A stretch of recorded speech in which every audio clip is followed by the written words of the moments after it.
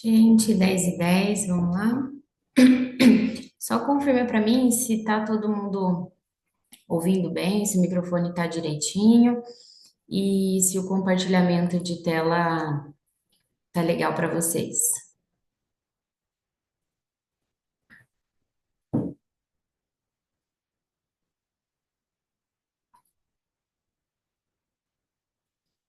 Então, tá bom. Vamos lá, começar. Bom, para quem não me conhece, né, no comecinho aí tivemos uma conversa. Mas eu sou anestesista, né? Sou médica há 13 anos, sou anestesista, tenho uma especialização em terapia intensiva, então emergência é um tema que eu gosto muito, né? Uma coisa muito presente no meu dia a dia, tanto antes da anestésio, eu já trabalhava como emergencista, trabalhava na UTI, e depois na anestésio, muito mais, né? E há 2 anos eu iniciei também agora na parte de tricologia e transplante capilar. Então, comecei essas vivências de consultório, né? Que antes era uma coisa mais nova para mim. Então, comecei a ver bastante intercorrências, né? Eu comecei a ver que realmente tem coisas que acontecem fora do nosso mundinho hospitalar ali, mas que também precisam de uma intervenção ou até mesmo de a gente saber conduzir, né? Por mais básico que seja. Então, depois do convite da Rafa, que eu recebi com muito carinho, fiquei muito contente, a gente resolveu montar essa aula para poder reciclar quem já tem esse know-how, mas também informar pessoas novas que às vezes já saem da faculdade, já começam né, a trabalhar em consultório, então não tem essa vivência de emergência, mas que é extremamente importante saber. Importante, não tem nenhum conflito de interesse, muito pelo contrário, o interesse maior é em difundir a informação, capacitar no que eu posso, dentro dos meus limites, o máximo de pessoas possíveis, para no final a gente conseguir entregar o melhor para o nosso paciente, tá bom? Aqui são alguns temas que a gente vai abordar. O foco hoje realmente vai ser na nossa conduta imediata, tá? Tem alguns diferenciais quando esse paciente chega para a gente dentro do hospital, mas o foco aqui é realmente aqueles primeiros cuidados, né? Aquele cuidado inicial para a gente deixar o desfecho o melhor possível, tá bom? Então, primeiro, obstrução de via aérea por corpo estranho. A gente acaba não vendo tanto, mas é uma coisa que acontece com muita frequência, né? Às vezes é algo que já se resolve espontaneamente, a gente acaba passando desapercebido, é alguém que a gente ouviu tossindo um pouquinho diferente ali de dentro do consultório, estava na sala de espera, estava tomando um cafezinho ou foi tomar o remédio do dia que tinha que tomar. Então, é uma coisa um pouco mais, menos grave na maioria dos casos, mas também é importante a gente citar. Vamos lá. O mais comum é uma obstrução parcial, que são aqueles pacientes que têm a obstrução, né, de via aérea superior, mas ele tem uma tosse presente. Então, o que você escuta, há uma tosse um pouco mais forte, tosse mais vezes, às vezes pode vir um quadro de náusea associado pelo estímulo de tosse mais intenso, mas nessa obstrução parcial, a gente não tem muito o que fazer. Tem que estimular a tosse mesmo, às vezes só pedir para a pessoa se acalmar e tossir, e enfim, na grande maioria dos casos se resolve, tá?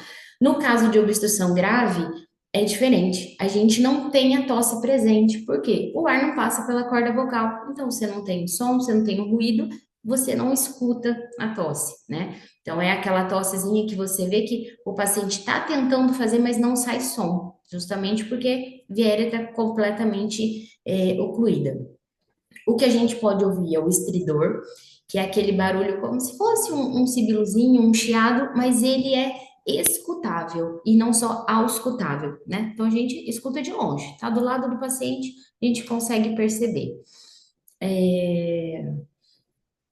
O maior desfecho, né, o desfecho mais grave que a gente tem, esse paciente ir evoluindo, apresentar esse estridor e perder o nível de consciência. Então, percebeu que tem uma tosse não ruidosa ou um ruído um pouco mais intenso, mais fino, já tem que acionar o SAMU direto de dentro do consultório, não tem nem que pensar duas vezes. Não é para dar água, né? Mas tem que acionar o SAMU e aí a gente começa a tentar fazer alguma coisa para minimizar esses riscos aí. O que que a gente pode fazer?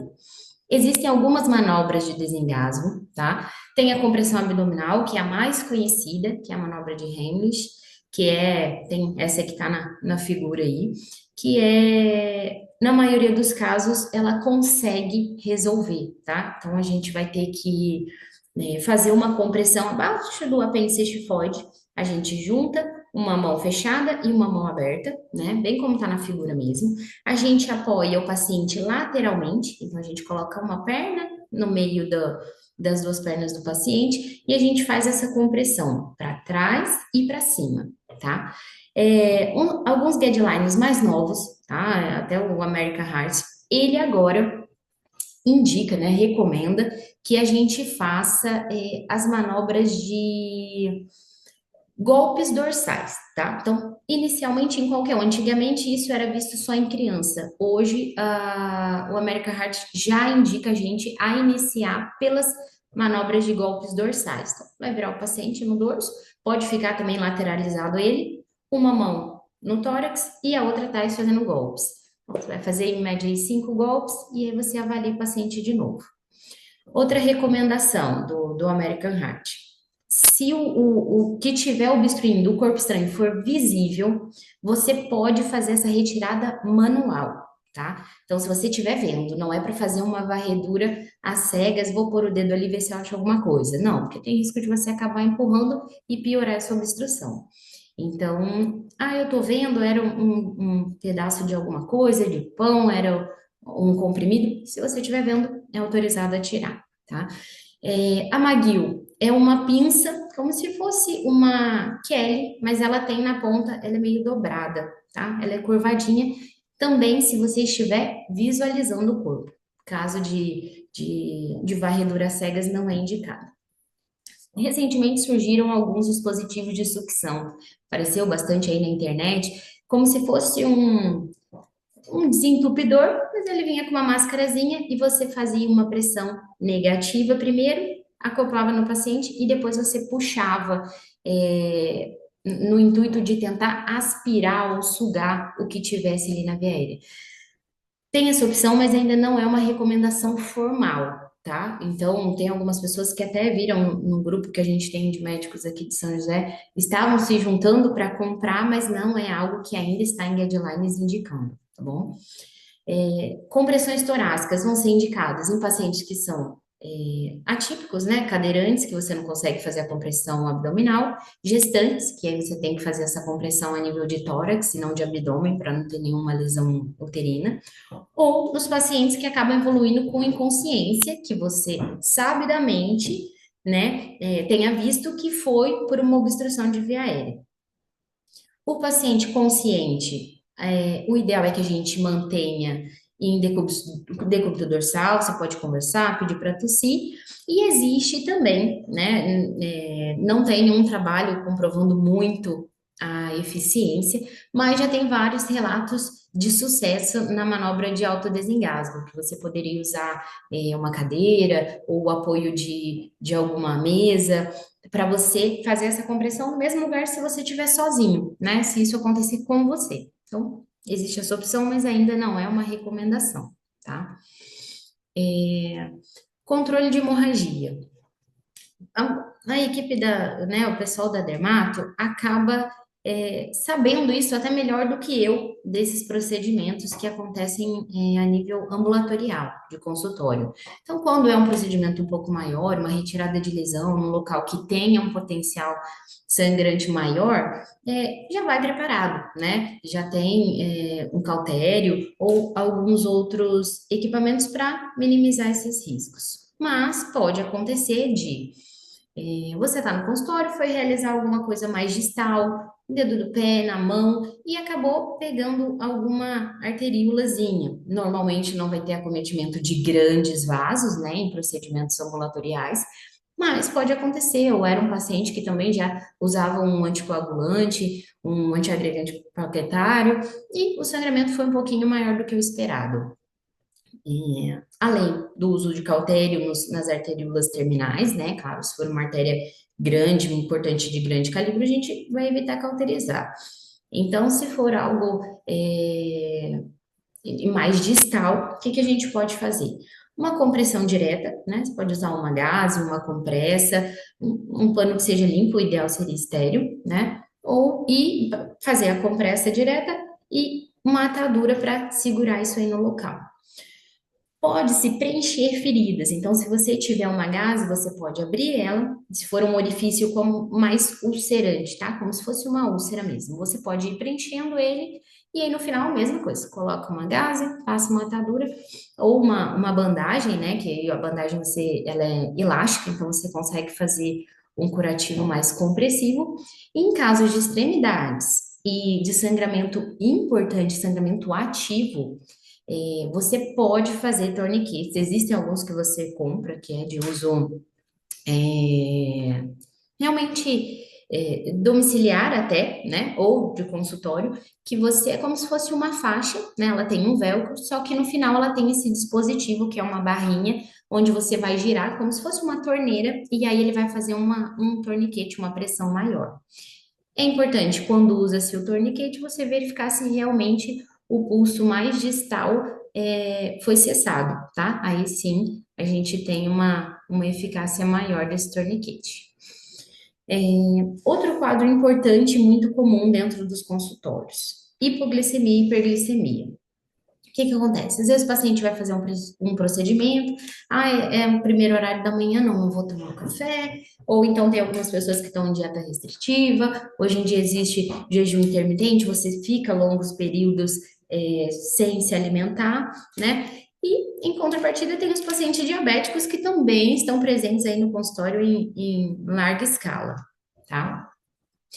Hiperglicemia, por definição, seria uma glicemia aleatória, independente de estar em jejum ou não, acima de 150 ou a 180, tá? Alguns lugares falam 150, outros 180. Qual é a importância disso, a relevância para a gente? Alguns quadros de hiperglicemia pós-operatória ou pós-procedimentos que têm a lesão de descontinuidade da pele pode estar associado a alguns desfechos ruins na cicatrização, né? Então, alguns peelings mais profundos, algum procedimento mais invasivo, um fio, ou que você tenha estimulado mais ali, lesado mais, né, as camadas da pele, você pode acabar tendo um desfecho ruim na cicatrização, tá? Assim como uma maior mortalidade desses pacientes. O estudo mostrou que para cirurgias eletivas, agora também estou puxando mais para o meu lado, no exemplo de um transplante capilar, né? Os pacientes deveriam estar com a hemoglobina glicada abaixo de 8%, tá? Então, assim, nos exames pré-operatórios, a hemoglobina glicada está indicada, e quando estiver acima de 8, o ideal é você compensar esse paciente, ou, claro, pedir auxílio da endócrino para você compensar esse paciente antes de um procedimento eletivo, tá? E os níveis que a gente vê associado a maior desfecho ruim, né, intraoperatório ou a procedimentos um pouco mais invasivos, é um valor de glicose, uma glicemia de jejum acima de 250. Então, o exame pré-operatório aí para procedimentos maiores tem uma relevância bem importante, tá? No caso de hiperglicemia, no consultório, o paciente está bem, esqueci de tomar minha insulina, já sou diabético, posso corrigir? Pode, tá? É importante a gente lembrar que o ideal é ser corrigido com a insulina regular, né? É o de ação mais curta, né? Mais rápida e de menor duração. E o mais importante é lembrar que uma unidade dessa insulina regular, ela vai reduzir em média aí de 30 a 50 miligramas por decilitro da glicemia sérica ou do HGT, né, do destro, aí depende da região como é que vocês falam. Então, eu tenho aparelhinho, verifiquei, o paciente tem, verificou, posso corrigir? Pode, tá? Não tem problema nenhum. A quantidade vai depender do valor que veio, né, nessa primeira medição.